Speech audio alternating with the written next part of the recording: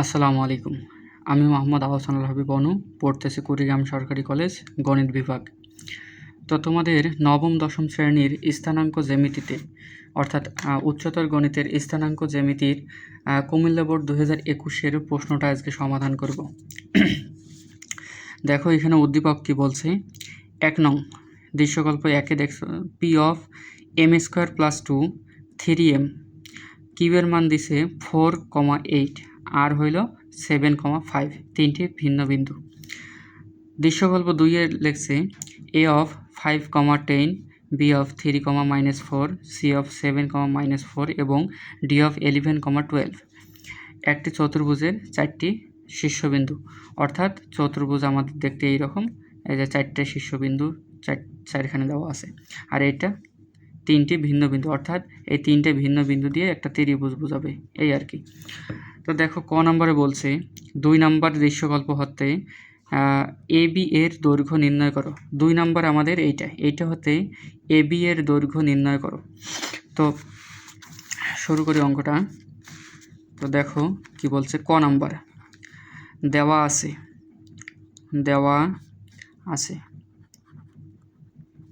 আছে A 5,10 এবং B দেওয়া আছে 3,-4, অর্থাৎ দুইটা বিন্দু, এইটা যদি হয় A বিন্দু, এইটা যদি আমাদের হয় B বিন্দু, এই যে মাঝের যে ডিস্টেন্সটা আছে, এই ডিস্টেন্সটা আমাদের কতটুকু, এইটা আমাদের চাইছে। তো এখন ডিস্টেন্স বের করার জন্য আমাদের একটা সূত্র আছে, সেটা হলো x2 - x1 whole square plus y2 - y1 whole square. আশা করি সূত্রটা জানো, কারণ এইগুলো বেসিক ছাড়া এই অঙ্কটা, এই অধ্যায় আসনি তোমরা, আশা করি এইগুলো জানো। তো দেখো আমরা ডাইরেক্ট সূত্রতে চলে যাই, অঙ্কের মধ্যে চলে যাই, দেখি যে AB এর দৈর্ঘ্য তাহলে কি হবে, √x1 - x2 অথবা x2 - x1, তাহলে এইটা হবে আমাদের x1, এইটা x2, এটা y1, এটা আমাদের x2, এটা y2। তাহলে সে হিসেবে x2 - x1, x2 কত 3 - x1 5, তার উপর হোল স্কোয়ার প্লাস y2 হলো আমাদের -4, তারপর মাইনাস y1 10, তার উপর হোল স্কোয়ার। এখন এটা ক্যালকুলেশন করো, 5 থেকে 3 গেলে হয় -2, তার উপর স্কোয়ার প্লাস 10 আর 4 14 -40, তার উপর স্কোয়ার। এখন এটা হবে √2 দুগুণে 4, স্কোয়ার এই রুট থাকার কারণে মাইনাসটা উঠে গেছে, স্কোয়ার থাকার কারণে মাইনাসটা উঠে গেছে, এবং এই প্লাসটা এখানে বসবে, এই স্কোয়ারের কারণে মাইনাসটা উঠে গেছে। এখন 14-র উপর স্কোয়ার দিলে হবে আমাদের 196,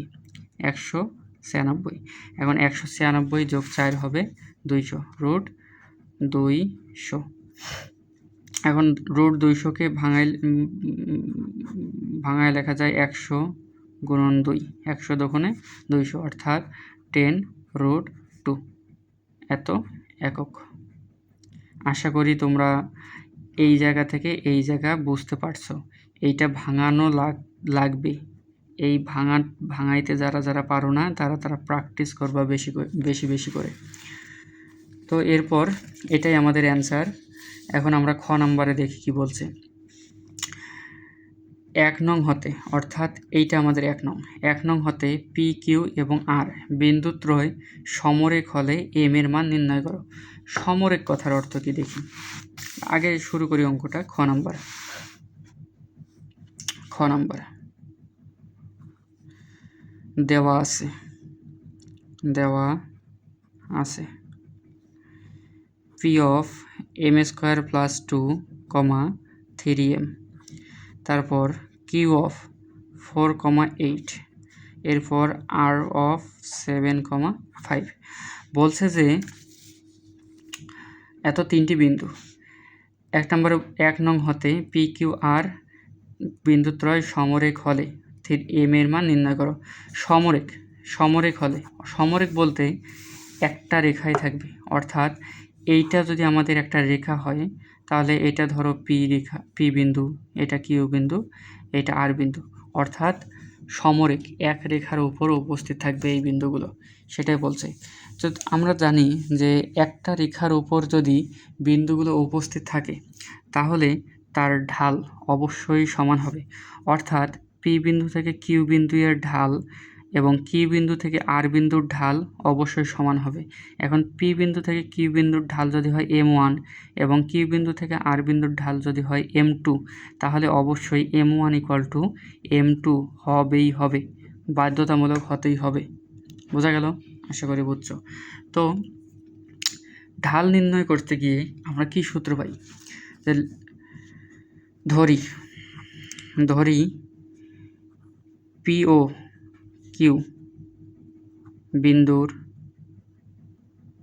ঢাল, তো এত বিন্দুর ঢাল কি হবে? ঢাল m1 যদি হয় তাহলে এটা ইকুয়াল টু ঢাল নির্ণয়ের সূত্র কি? ঢাল নির্ণয়ের সূত্র m = y2 - y1 divided x2 - x1। আশা করা যাচ্ছে ঢাল নির্ণয়ের সূত্রটা তোমরা জানো। তো এই জায়গায় বসাবো, এটা আমাদের কি পি কিউ এর মধ্যে কথাবার্তা চলতেছে, তাহলে পি কিউ এর মধ্যে এইটুক আমাদের হবে x1, এইটুক আমাদের হবে y1, এইটা হবে আমাদের x2, এইটা হবে আমাদের y2, এইটা হবে আমাদের x3, এইটা হবে আমাদের y3। আশা করি এটা বোঝো তোমরা। তো দেখো আমাদের পি কিউ এর মধ্যে বলছে যে y2 - y1, তাহলে y2 আমাদের এইটা 8 - y1 কত? 3m ডিভাইডেড x2 আমাদের 4 মাইনাস x1 m² + 2, তাহলে m² + 2। তো এটা এখন আমরা ক্যালকুলেশন করব। তো 8 - 3m ডিভাইডেড 4 মাইনাস, এখন মাইনাস দিয়ে পুরোটারে গুণ দিলে হবে -m² - 2। এখন এটা হবে 8 - 3m ডিভাইডেড 4 থেকে 2 গেলে থাকে 2, অর্থাৎ 2 - m²। তাহলে আমরা পি ও কিউ বিন্দুর ঢাল পাইছি। এখন আবার কি? আবার হলো এই যে পি কিউ এর তো বের করলাম, কিউ আর এর এখন বের করি m2। আবার কিউ ও আর বিন্দুর ঢাল, তো কিউ ও আর বিন্দুর ঢাল m2 যদি ধরি আমরা, তাহলে এটা হবে কি? এটা হবে আমাদের এই যে y2 এটা y3 - y2 divided x3 - x2, অর্থাৎ এই যে y কোটিগুলো উপরে থাকবে, ভুজগুলো নিচে থাকবে, এটাই আর কি মূল সূত্র ছিল। তো দেখো এখানে y2 হবে 5 y3 হবে 5 y2 হবে 8 ডিভাইডেড x3 হবে 7 x2 হবে 4। এটা যদি ক্যালকুলেশন করো 5 থেকে 8 গেলে -3 ডিভাইডেড 7 থেকে 4 গেলে 3, তাহলে এটা হবে -1। আশা করি বোঝা গেছে। তাহলে দেখো আমাদের পি ও কিউ বিন্দুর ঢাল হলো m1 আর কিউ ও আর বিন্দুর ঢাল m2। তাহলে যদি সমরেখ হয় তাহলে অবশ্যই m1 ও m2 সমান হবে। তাহলে শর্ত মতে m1 = m2, বা m1 আমাদের কত এখানে 8 - 3m ডিভাইডেড 2 - m² m2 হইল -1। এখন ক্যালকুলেশন করো, এই -1কে 2 - m² দিয়ে গুণ করে দাও, উপরেরটা ঠিক রাখো। 8 - 3m তাহলে 2 দিয়ে -1 রে গুণ দিলে -2, মাইনাসে প্লাস m², বা সবগুলোই এই দিকেরগুলো এইখানে আনার দরকার নেই, এই দিকেরগুলো যদি ওই দিকে নিয়ে যাও তাহলে হবে m² - 2 -8 + 3m = 0। এখন পরের পৃষ্ঠায় অঙ্ক করি, দেখি কী হয়। তাহলে এখানে আমাদের হলো M square minus two minus eight, মানে মাইনাস টু মাইনাস এইট হবে মাইনাস 10 প্লাস 3। তাহলে এখানে হবে এম স্কোয়ার বা M square minus 10 plus 3m equal to 0। M square minus 10 plus 3m equal to 0। বা দেখো তো একটু উৎপাদক মনে হচ্ছে না? যদি উৎপাদক মনে হয় তাহলে আমরা উৎপাদকের মতো করে সাজায় নেব। তো উৎপাদকের মতো করে যদি সাজাই তাহলে সাজালে হবে M square plus 3m minus 10 equal to 0। তো আমাদের 10কে ভাঙতে হবে। তো 10কে যদি ভাঙি, কত দিয়ে ভাঙানো যায় 10কে একটু হিসেব করো তো। 5 দোকানে 10, তাহলে 10কে ভাঙানো যাবে। অর্থাৎ m square plus 5m minus 2m minus 10 equal to 0। দেখো এখানে 5 দোকানে 10 হয়েছে, আবার 5 থেকে 2 বাদ গেলে 3m হয়েছে। বা m যদি একটা কমন দাও, m প্লাস 5, এখানে মাইনাস 2 যদি কমন নাও তাহলে হবে m প্লাস 5 ইকুয়াল টু 0। আশা করা যাচ্ছে এইগুলো ছোটোবেলার অঙ্ক তোমরা পারো। m plus 5 into m minus 2 equal to 0। তাহলে হয় m প্লাস 5 ইকুয়াল টু 0 অথবা m মাইনাস 2 ইকুয়াল টু 0। তাহলে এখানে বা m ইকুয়াল টু মাইনাস 5 অথবা m ইকুয়াল টু শুধু 2, এটাই। অতএব m ইকুয়াল টু মাইনাস 5, 2, এটাই আমাদের m এর মান। আশা করি তোমরা বুঝছো অঙ্কটা। গ নাম্বার দেখো, গ নম্বরে বলছে যে 2 নং হতে ABCD চতুর্ভুজটির যে অংশ প্রথম চতুর্ভাগে অবস্থান করে তার ক্ষেত্রফল নির্ণয় করো। অর্থাৎ তোমার এই উদ্দীপকের বিন্দুগুলো দিয়ে আমাদের চতুর্ভাগে এই বিন্দুগুলো বসাতে হবে, স্থানাঙ্কগুলো বসাতে হবে। বসানোর পর আমাদের দেখতে হবে যে প্রথম চতুর্ভাগে কোন বিন্দুগুলো আছে, সেই বিন্দুগুলো এবং এক্স অক্ষ বা ওয়াই অক্ষে যেখানে ছেদ করে সেই বিন্দু মিলিত স্থান দিয়ে আমাদের ক্ষেত্রফল নির্ণয় করতে হবে। তো দেখো এখানে আমি বিন্দুগুলো উঠায় রাখছি, যে দেওয়া আছে A 5,10, B 3,-4, C 7,-4, D হবে 11,12। তো এখানে আমাদের চতুর্ভাগ অঙ্কন করতে হবে। চতুর্ভাগ অঙ্কন করে দেখতে হবে যে আসলে প্রথম চতুর্ভাগে কতটুক জায়গায় আমাদের স্থানাঙ্কগুলো বসে। প্রথমে আছে 5,10, ধরি যে আমাদের 5 এখানে, 10 এখানে, এটা হবে আমাদের A। তারপর B হবে 3,-4, তাহলে 3 ধরি এখানে, -4, তাহলে নিচে হবে একটু এই জায়গায়, এটা হলো আমাদের B। তারপর C হবে 7,-4, ধরি 7 এখানে, -4 এই জায়গায়, এটা হবে C। তারপর D 11,12, তো ধরি 11 এখানে, 12 এই জায়গায়, এটা হবে আমাদের D বিন্দু। তো এইটুক আমাদের মূল চতুর্ভুজ, অর্থাৎ উদ্দীপকে যে স্থানাঙ্ক দেওয়া আছে সে অনুযায়ী আমাদের মূল চতুর্ভুজ এইটা। কিন্তু আমাদের এইটুক জায়গার কথা বলেনি, বলছে যে এই অংশটা, শুধুমাত্র এই অংশটায় কতটুক ক্ষেত্রফল আছে সেইটুক নির্ণয় করতে। অর্থাৎ এখানে একটা বিন্দু আছে, এই জায়গায় একটা বিন্দু আছে। আমরা বিন্দুগুলো ধরে নেই, এই বিন্দুর নাম P, এই বিন্দুর নাম Q, ধরে নিলাম। বোঝা গেল? আমরা ধরে নিলাম। তো এখন লিখি যে ধরি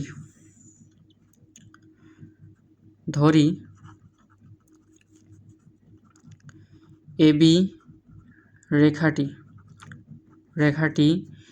x অক্ষে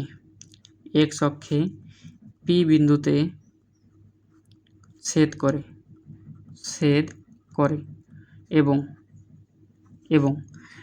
DC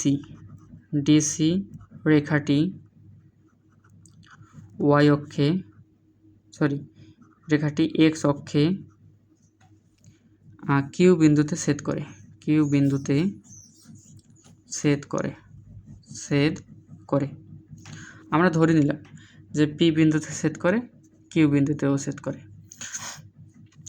তো এখন দেখো, আমরা যখন যে সমীকরণ নির্ণয় করছিলাম তখন আমরা এবি রেখার সমীকরণ নির্ণয় করতে পারি, ডিসি রেখার সমীকরণটাও নির্ণয় করতে পারি, এবং সমীকরণ নির্ণয় করার পর এক্স অক্ষে যে বিন্দুতে মিলিত হয়েছে, অর্থাৎ এক্স অক্ষের এই বিন্দুটায় যে মিলিত হয়েছে, এখানে এক্স অক্ষে কী জিরো বলো তো দেখি?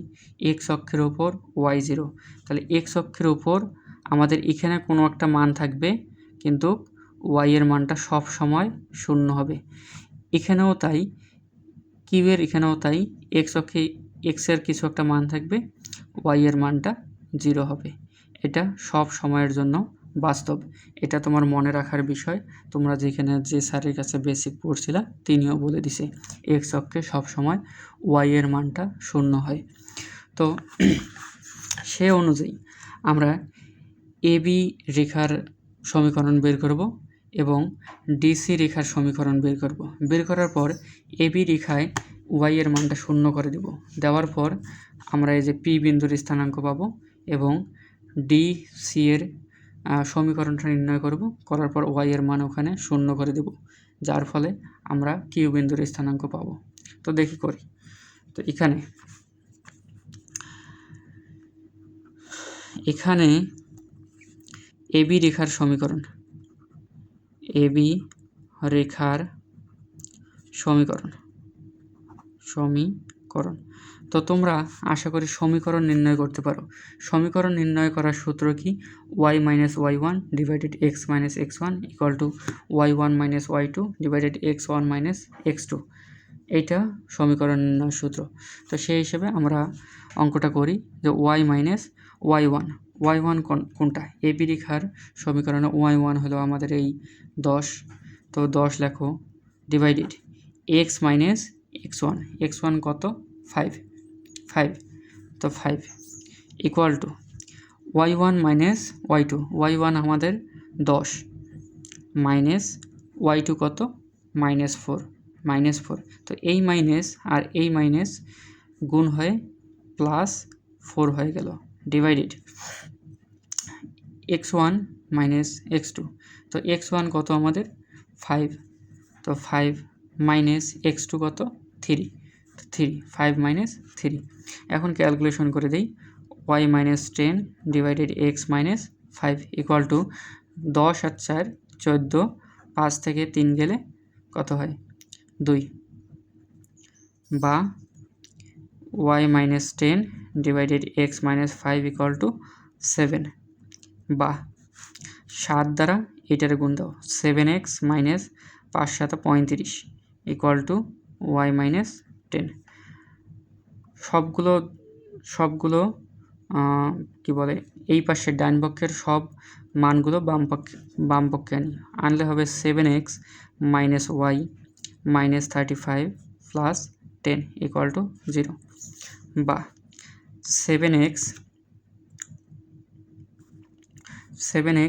মাইনাস ওয়াই মাইনাস 35 আর যোগ 10, এটা হবে মাইনাস 25 ইকুয়াল টু 0। যদি এইরকম হয় তাহলে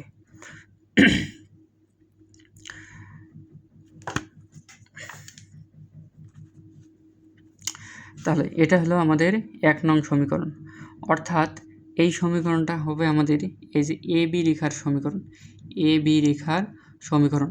তো এবি রেখাটা আমাদের এই যে এক্স অক্ষের উপর গেছে, তার মানে এক্স অক্ষে ওয়াই শূন্য। তাহলে এখানে লিখি যে 1 নং সমীকরণটি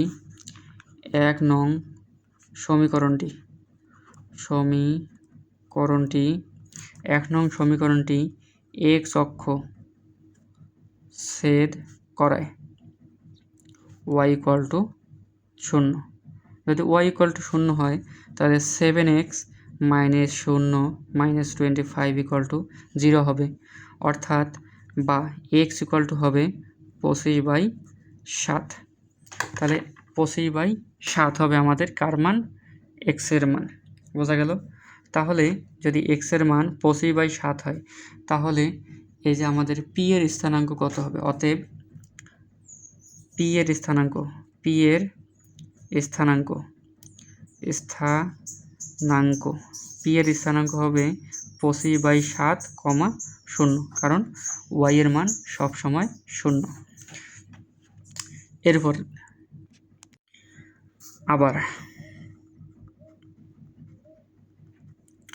আবার দেখো এই যে ডি এবং সি, ডিসি বিন্দুটা এই ডিসি রশ্মিটা আমাদের এক্স অক্ষের উপর কিউ বিন্দুতে ছেদ করে। এখন আমাদের কিউ বিন্দুর স্থানাঙ্ক লাগবে। তো ডিসি বিন্দুর সমীকরণ তাহলে ডিসি বিন্দুর সমীকরণ কি হবে? ওয়াই মাইনাস ওয়াই ওয়ান কোনটা? ডিসি, তাহলে ওয়াই ওয়ান আমাদের এইটা -4, তাহলে ওয়াই ওয়ান হবে -4। তো মাইনাসে +4 হবে ডিভাইডেড এক্স মাইনাস কত? এই যে এক্স মাইনাস এক্স ওয়ান কত আমাদের 7, তো 7 x minus 7 equal to y one কোনটা আমাদের? -4, তারপর কী হবে? Y one minus y two কোনটা হবে? 12 ডিভাইডেড এক্স ওয়ান হবে আমাদের এই যে 7 মাইনাস এক্স টু কত হবে? 11। আশা করি বোঝা গেছে। এখন এটা ক্যালকুলেশন করে দিই। y + 4 divided x minus 7 equal two -4 - 12, 4 আর 2 6, অর্থাৎ -16 ডিভাইডেড 7 আছে 11 করতে 7 8 9 10 11, তাহলে -4, তাহলে হবে -4 মাইনাস কাটা। এখন 4 দিয়ে 16 করলে 4 4 16, অর্থাৎ 4 হবে। এখন এই 4 দিয়ে এই নিচেরটাকে যদি গুণ করো তাহলে হবে y + 4 ইকুয়াল টু 4x - 28, বা এই পক্ষ ঠিক রাখো, এই পক্ষের পুরোটাই ওই পাশে নিয়ে যাও, নিয়ে গেলে হবে 4x - 28 -4 y ইকুয়াল টু 0, বা 4x - y মাইনাস 28 আর 4 32 -32 ইকুয়াল টু 0। এটা যদি হয় আবার 2 নং সমীকরণ। এখন 2 নং সমীকরণ এক্স অক্ষে ছেদ করায় ওয়াই ইকুয়াল টু 0। এই যে এক্স অক্ষে ছেদ করায় তাহলে ওয়াই এর মান 0 হবে, এক্স এর মান কিছু একটা পাওয়া যাবে। তো এই এক্স এর মানটা কিছু একটা পাবো, তো ওয়াই এর মানটা আমাদের 0 ধরে করি, অর্থাৎ 4x - 0 -32 ইকুয়াল টু 0, বা x ইকুয়াল টু -32 ওইদিকে গেলে +32, আর 4x এই যে 4টা গুণ অবস্থায় আছে, এইদিকে আসলে ভাগ হবে, তাহলে 32কে 4 দ্বারা ভাগ করলে 4 আসতে 32। আশা করি বোঝা গেছে। 4 চার্জ নাই ফোনে, 4 আসতে 32, তাহলে এক্স এর মান পাইলাম। অর্থাৎ আমাদের এই যে কিউ বিন্দুর যে স্থানাঙ্ক, আমরা পাচ্ছি। অর্থাৎ কিউ বিন্দুর স্থানাঙ্ক কি? কিউ বিন্দুর স্থানাঙ্ক হবে 8,0। তাহলে এখন আমরা পি বিন্দুর স্থানাঙ্ক পাইলাম, কিউ বিন্দুর স্থানাঙ্ক পাইছি। তাহলে এই অংশটার কি ক্ষেত্রফল? এটা প্রথম চতুর্ভাগে আছে, তাহলে এই অংশটার ক্ষেত্রফল অবশ্যই পাবো। তো ক্ষেত্রফলটা দেখি বের করি, এই অংশটার ক্ষেত্রফল বের করব। অতএব এ পি কিউ ডি চতুর্ভুজের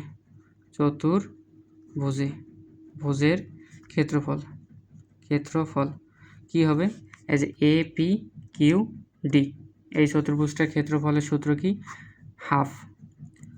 হাফ দিয়ে এইভাবে টান, তারপর কি x1 y1, x1 কোনটা আমাদের? এ স্থানাঙ্ক কোনটা? এই যে এ 5 10, তাহলে উপরে হবে 5 নিচে হবে 10। তারপর পি কত পাইলাম স্থানাঙ্ক? এই যে পি এর স্থানাঙ্ক পাইলাম 25/7, অর্থাৎ 25/7 নিচে 0। তারপর এই যে কিউ এর স্থানাঙ্ক কত পেলাম? 8 0।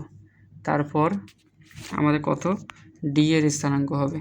ডি এর স্থানাঙ্ক এখানে দেখো কত 11 12, তো 11 তারপর 12 আবার প্রথমটা 5 নিচে 10। এখন এটা জাস্ট ক্যালকুলেশন। এখন হাফ ঠিক রাখো।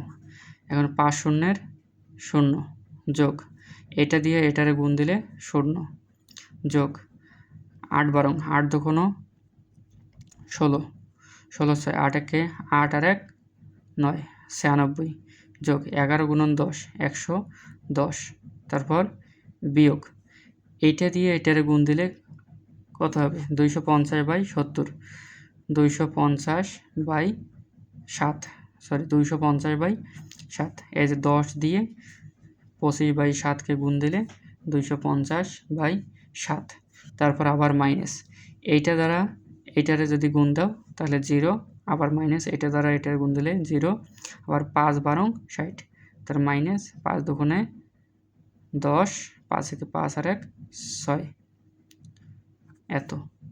এখন এটা ক্যালকুলেশন করবা, ক্যালকুলেশন করে ডাইরেক্ট বসায় দিবা। কত হবে? এটা হবে 386/7, 386/7 বর্গ একক। এটা আমাদের অ্যান্সার। এই যে এইটুকের ক্ষেত্রফল হবে 386/7 বর্গ একক। আশা করি অঙ্কটা বুঝেছো। যদি অঙ্কটা বুঝে থাকো তাহলে আমার চ্যানেলটিকে সাবস্ক্রাইব করে রাখবা, কারণ আমি এখন থেকে প্রতিদিন প্রতি সময় আমি তোমাদের গাইড করব এবং তোমাদের উচ্চতর গণিত এবং সাধারণ গণিতের সকল প্রিপারেশন এই চ্যানেলেই দেব। এবং আমার ফেসবুক আইডিকে ফলো করে রাখো। এবং যদি কারো কুড়িগ্রামের মধ্যে টিউশনের প্রয়োজন হয় তাহলে আমার কন্ট্যাক্ট নাম্বারে যোগাযোগ করিও। আমার কন্ট্যাক্ট নাম্বার এটা 01725198576। এইটা আমার কন্ট্যাক্ট নাম্বার। ভালো থাকবেন, সুস্থ থাকবেন। আসসালামু আলাইকুম।